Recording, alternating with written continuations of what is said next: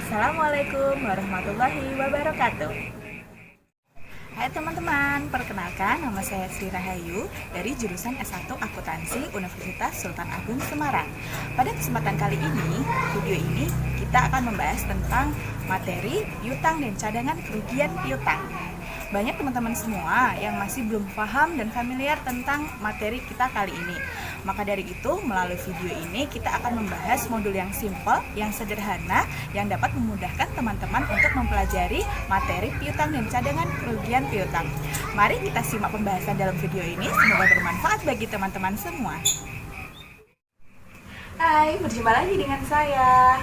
Pada pembahasan kali ini tentang materi piutang dan cadangan kerugian piutang, kita akan membahas yang pertama adalah tentang pengertian piutang dan cadangan kerugian piutang. Cadangan kerugian piutang adalah pencatatan yang dibuat di jurnal ketika terdapat piutang yang sudah tidak dapat tertagih lagi. Dasar untuk menentukan besarnya cadangan kerugian piutang ada dua. Yang pertama, melalui jumlah penjualan. Yang kedua, melalui saldo piutang. Ada dua metode yang digunakan untuk menghitung cadangan kerugian piutang. Yang pertama, metode langsung. Yang kedua, metode cadangan. Pada pembahasan kita kali ini, kita akan mengupas kedua metode yang digunakan untuk menghitung cadangan kerugian piutang. Yang pertama kita bahas adalah metode langsung. Jurnal saat piutang dihapuskan adalah kerugian penghapusan piutang di debit, piutang dagang di kredit. Saat piutang telah dihapuskan dan dinyatakan kembali sebagai piutang yang dibayar oleh debitur, maka jurnalnya sebelum tutup buku, jurnalnya piutang dagang di debit, kerugian penghapusan piutang di kredit. Setelah tutup buku, maka jurnalnya piutang dagang di debit, pendapatan piutang di kredit. Metode kedua adalah metode cadangan.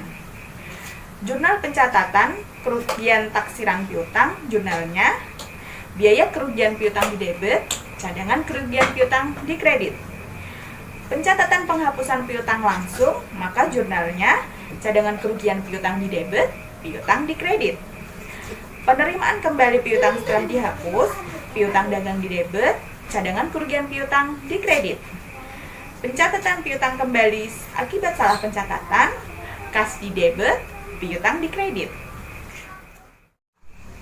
Hai, agar teman-teman lebih mudah lagi memahami tentang cadangan piutang dan cadangan kerugian piutang, mari kita simak pembahasan soal berikut ini.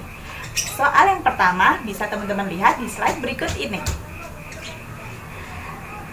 Untuk yang pertama, soalnya besarnya cadangan kerugian piutang ditentukan 2% dari jumlah penjualan bersih, maka kita menghitungnya penjualan bersih sama dengan 500 juta dikurangi 30 juta ditambah 15 juta menjadi 485 juta. Untuk cadangan kerugian piutang yang ditaksir adalah 2% dari jumlah penjualan bersih sehingga menjadi 9.700.000 rupiah.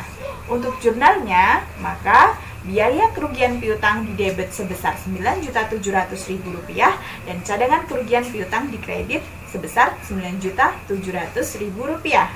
Untuk soal nomor 2, jawabannya adalah besarnya cadangan kerugian piutang yang ditentukan 5% dari saldo piutang adalah cadangan kerugian piutang 5% kali 200 juta sama dengan 10 juta, sehingga saldo cadangan kerugian piutang akhir adalah 10 juta dikurangi dengan 2.500.000 menjadi 7.500.000. Untuk jurnalnya, biaya kerugian piutang di debit 7.500.000 dan cadangan kerugian piutang di kredit sebesar 7.500.000.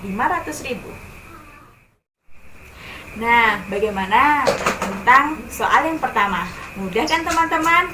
Agar lebih paham lagi, kita ikuti pembahasan untuk soal yang kedua. Soal yang kedua bisa teman-teman dilihat di slide berikut ini. Untuk jawabannya, soal yang kedua, yang pertama, penjualan kredit dengan jatuh tempo pada tanggal 31 Desember 2020 sebesar 8 juta, maka jurnalnya piutang 8 juta di debit dan penjualan 8 juta di kredit. termasuk dalam umur piutang jatuh tempo hari ini. Sehingga saldo piutang yang jatuh tempo hari ini menjadi 50 juta ditambah 8 juta, sama dengan 58 juta. Untuk soal yang kedua, B, penghapusan piutang karena kredit macet yang termasuk di kategori umur piutang 120 hari, jurnalnya menjadi cadangan kerugian piutang 6 juta, piutang 6 juta dikredit. Saldo piutang akhir menjadi 21 juta dikurangi 6 juta, menjadi 15 juta. Saldo akhir cadangan kerugian piutang menjadi 10 juta dikurangi 6 juta sama dengan 14 juta. Untuk soal yang C, kekeliruan pencatatan, saldo piutang menjadi 7.500.000 dikurangi dengan 5 juta sama dengan 2.500.000. Ini termasuk dalam kategori umur piutang 90 hari. Sehingga jurnalnya adalah piutang 2.500.000 di debit, kas 2.500.000 rupiah di kredit. Sehingga saldo piutang akhir di umur jatuh tempo umur 90 hari sama dengan 15 juta ditambah 2.500.000 menjadi 17.500.000 rupiah.